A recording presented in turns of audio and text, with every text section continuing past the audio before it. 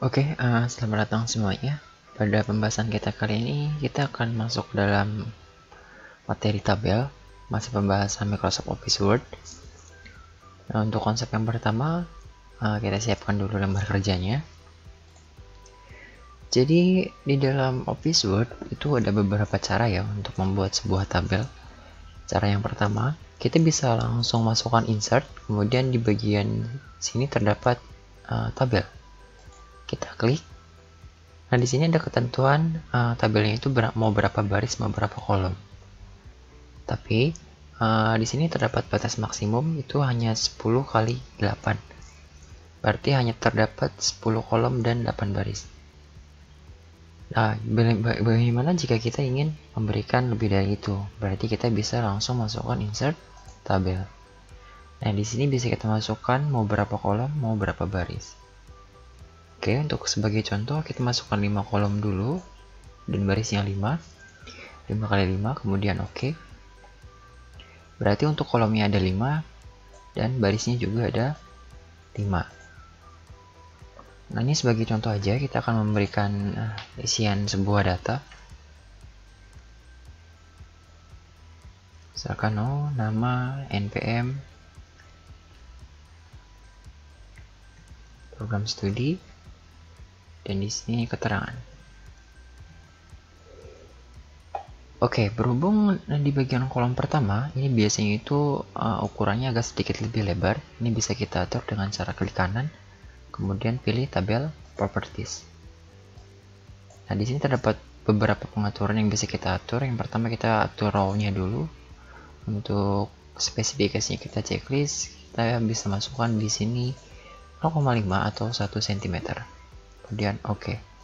Nanti ada perbedaannya. Berarti baris yang pertama atau bagian kolom ini dia akan sedikit lebih lebar.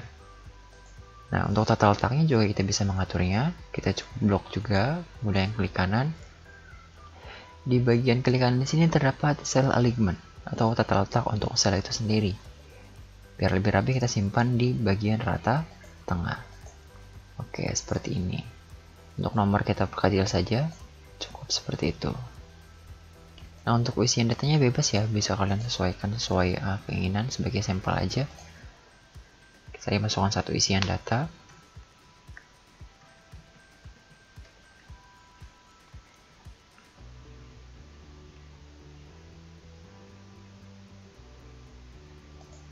Oke.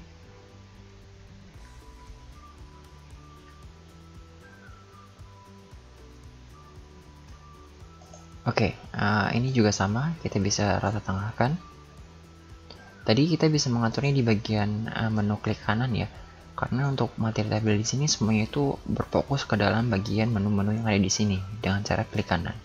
Atau kalian bisa memiliki atau mengaturnya di bagian tabel tools. Di sini terdapat design, layout, dan lain sebagainya. Untuk layout juga sama, di sini terdapat cell alignment. Kita bisa pilih ke bagian rata tengah atau rata kiri gak apa-apa. Tapi sebaiknya kita rata tengah saja biar sesuai dengan bagian kolomnya. Oke, di sini sudah terdapat bagian-bagian yang sudah kita buat dengan contoh sampel satu data. Nah, untuk lebih menyesuaikan lagi, di bagian keterangan kita bisa atur warnanya. Itu dengan cara kita atur bagian shadingnya, bagian desain, bukan bagian tema yang di sini ya. Kalau tema dia akan merubah semuanya. Nah, untuk memberikan bagian warna di bagian kolom atau bagian baris, kita bisa menyesuaikan dengan bagian shading yang ada di sini. Kita bisa atur mau warna apa. Misalkan orange. Oke. Konsepnya seperti itu ya. Kalau baris yang ini mau dikasih warna juga gak masalah. Kita tinggal sesuaikan aja bagian shading, kemudian bisa kalian pilih mau warna yang mana. Oke, kurang lebih seperti itu. Kemudian bagaimana kalau kita ingin memberikan menggabungkan baris dan kolom. Untuk menggabungkan baris dan kolom cukup sederhana. Kita bisa bagian blok bagian yang akan kita gabungkan. Klik kanan, kemudian di sini terdapat merge cell.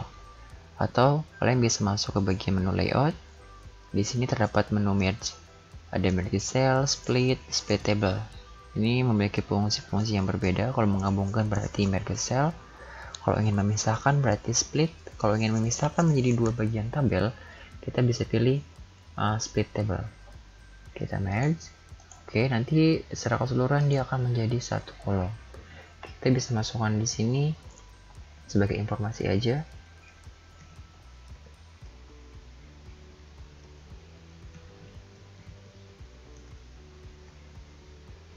Ya, kita perlu rata tengah, kemudian kita bold, mungkin juga kita italic. Ya, seperti itu. Nah, bagaimana jika kita ingin membuat sebuah text direction atau teksnya itu nggak hanya horizontal seperti ini, kita ingin vertikal, itu bisa. Contoh, misalkan di dalam bagian keterangan sini, sebagai sampel 3 data, ternyata semua keterangannya itu aktif. Berarti kita cukup bisa menggunakan satu bagian barisnya saja. Dengan cara kita merge dulu menjadi satu bagian seperti ini. Nah, di sini terdapat menu text direction, atau bisa kita pilih klik kanan, kemudian pilih text direction. Kita bisa pilih mau ke bagian mana, yang ini atau yang bagian yang ini untuk vertikalnya. Kita pilih bagian yang kiri saja, kemudian oke. Nah, ini untuk pengaturan text direction. Nah, untuk studi kasus yang lainnya biasanya itu ada penggabungan bagian kolom. Kemudian ada sebuah garis diagonal yang memisahkan antara kolom tersebut.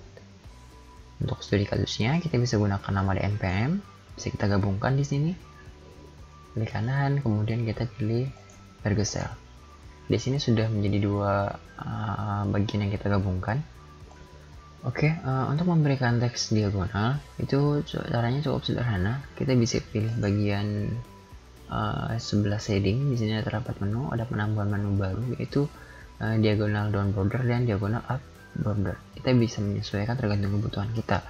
Misalkan kita gunakan diagonal up border. Nah, untuk nama dia ada di sebelah rata kiri, dan untuk npm dia ada di sebelah rata kanan. Oke, konsepnya seperti itu untuk penggunaan garis diagonal, atau juga kalian bisa menggunakan bagian menu design, kemudian draw table.